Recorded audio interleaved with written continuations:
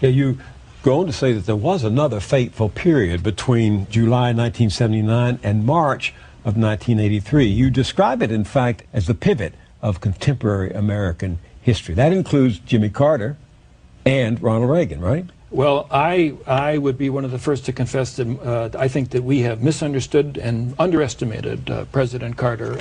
He was the one president of our time who recognized, I think, the challenges awaiting us if we refuse to get our house in order. You're the only author I have read since I read Jimmy Carter who gives so much time to the president's speech on July 15th, 1979. Why does that speech speak to you so strongly? Well, this is the so-called malaise speech, even though he never used the word malaise in the text of the address. It's a very powerful speech, I think, because President Carter says in that speech, oil, our dependence on oil, poses a looming threat to the country.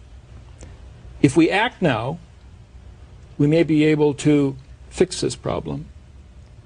If we don't act now, we're headed on a path in which not only will we become increasingly dependent upon foreign oil, but we will have opted for a false model of freedom, a freedom of materialism, a freedom of self-indulgence, a freedom of collective recklessness. And what the president was saying at the time was, we need to think about what we mean by freedom.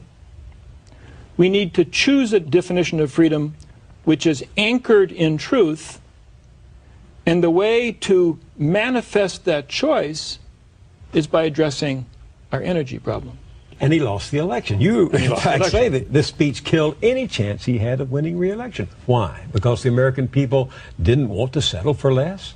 They absolutely did not. And indeed, the election of 1980 was the great expression of that, because in 1980 we have a candidate, perhaps the most skillful politician of our time, Ronald Reagan, who says that doomsayers, gloomsayers, don't listen to them.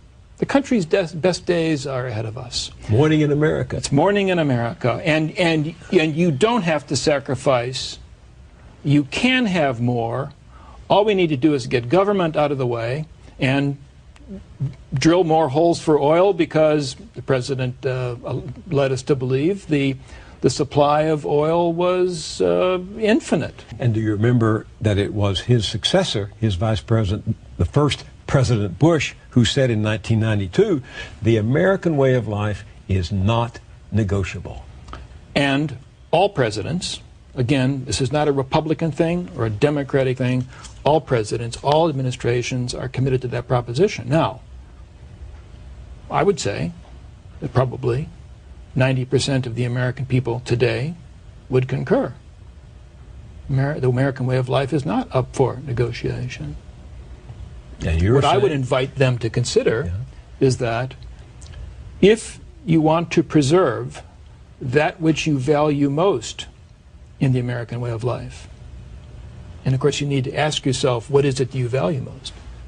But if you want to preserve that which you value most in the American way of life, then we need to change the American way of life. We need to modify that which may be peripheral in order to preserve that which is at the center of what we value.